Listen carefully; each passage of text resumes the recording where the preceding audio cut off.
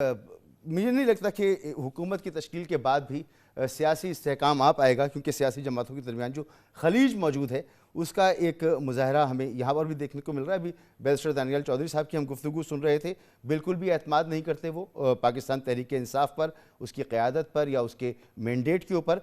अज़हर सिद्दीक़ साहब, आज आपके एक वसीम कादिर साहब जो आपके हिमायत याफ्ता उम्मीदवार थे वो कामयाब हुए और उसके बाद वो नून लीग में शामिल हो गए। पहले शख्स को हमने देख लिया। कहा जा रहा था कि आज़ाद लोग जो है वो फिर एक बाज़ार गर्म होगा और इधर उधर जाएंगे, तो वो ये हो गया।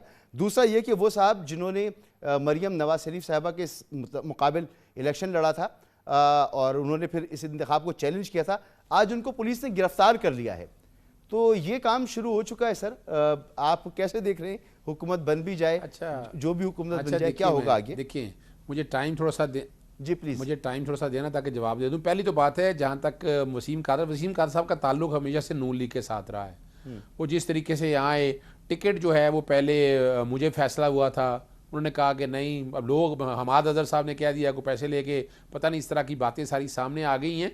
वो सारा कुछ सामने आ जाएगा। सवाल तो ये है कि ये लोटे इन्होंने परचेज कर लिया, बड़ी वाज़ेह बात है। यानी मैंडेट तो देखे ना, उन्होंने नून लीग को जो वोट पढ़ने थे वो तो पढ़ गए। ये जो वोट वसीम कादर को पढ़े हैं वो नून लीग के वोट नहीं है, वो रोहित असगर को पढ़ने थे पढ़ गए। तो मैंडेट तो हमारा ये चुरा लिया इन्होंने, और इन्होंने शब खून मारा है। इन्होंने जमहूरियत पे शब खून मारा है आज, कि आज बैठकर आप अगर मैंडेट था तो मैंडेट के मुताबिक आते आप। अब बात आ जाए दूसरी, देखे शहजादा आबाद को जो उठाया गया वो भी एहतजाज करना चाहते हैं, वो जुल्म हो रहा है। जिस तरह फॉर्म 45 बदला गया, फॉर्म 47 के साथ सारी चीजें सामने आई, वो रिकॉर्ड का हिस्सा है। कोई नहीं, हम अदालतों में भी जा रहे हैं, हम पार्टी सिंबल भी सारा कुछ लेने के बावजूद 72 लोग जो हैं हमारे इलेक्शन से पहले उठा लिए गए, उसमें कईयों की वफादारियां तब्दील गई। हमारे पास सारा रिकॉर्ड मौजूद है, सारा कुछ कौम के सामने लाएंगे, इंतजार करना। मैं सिर्फ तारीखी तौर पर बता दूं, जुल्फकार अली भुट्टो साहब को गद्दार कहते रहे, साइफर वन आया उस वक्त भी, उस वक्त ये पीछे अमेरिका था और वो इस मुल्क से निकल ना सके।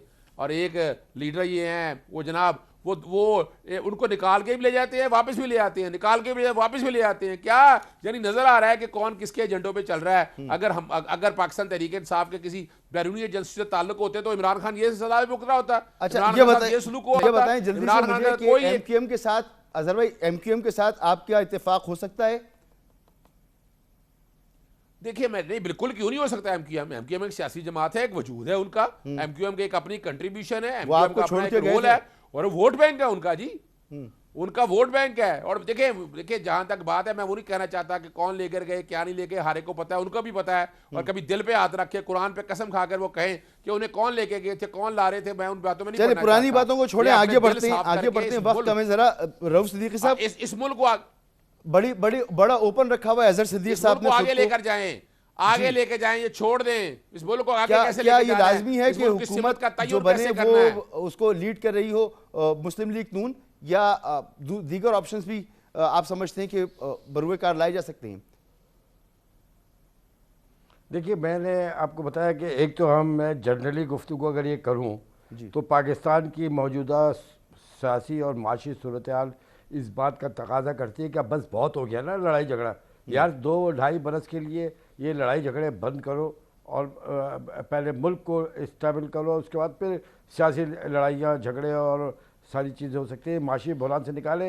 ये कोई 2 करोड़ और 5 करोड़ अफराद का मुल्क नहीं है, ये 25 करोड़ आवाम का है। अल्लाह ना करे यहाँ कोई डिज़ास्टर हो गया तो पूरी दुनिया इसकी लपेट में आएगी। ये मैं इंटरनेशनल वर्ल्ड को भी वार्न करता हूँ कि वो तवज्जो दें यहाँ पर, क्योंकि उन्हीं की गलत पॉलिसियाँ जो पाकिस्तान के अंदर इम्प्लीमेंट होती रही और उनके पपेट्स कि यहाँ हुक्मरानी करते बैनुल अक़वामी बिरादरी तो सर ये कह रही है कि इलेक्शन बहुत ही बुरे हुए हैं, तमाम मुल्कों ने कहा है तकरीबन। यार बैनुल अक़वामी, मैं तो कह रहा हूँ बैनुल अक़वामी बिरादरी 70 साल से कहाँ थी? पाकिस्तान का कोई एक भी इलेक्शन ऐसा मुझे बता दिए जो बड़े इतना मुकद्दस हुआ जिसे आंखों से लगाया जाए। बहुत शुक्रिया रऊफ साहब, आपने मान लिया कि ये इलेक्शन रिग्ड है, बहुत शुक्रिया आपका।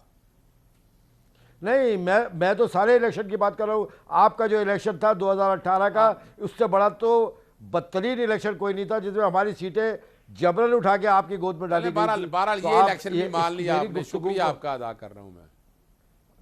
सर, आप मेरी इस बात को अपने खाते में नहीं डालिए, बल्कि आपके जो खाते हैं वो खाते भी हम भुगत रहे।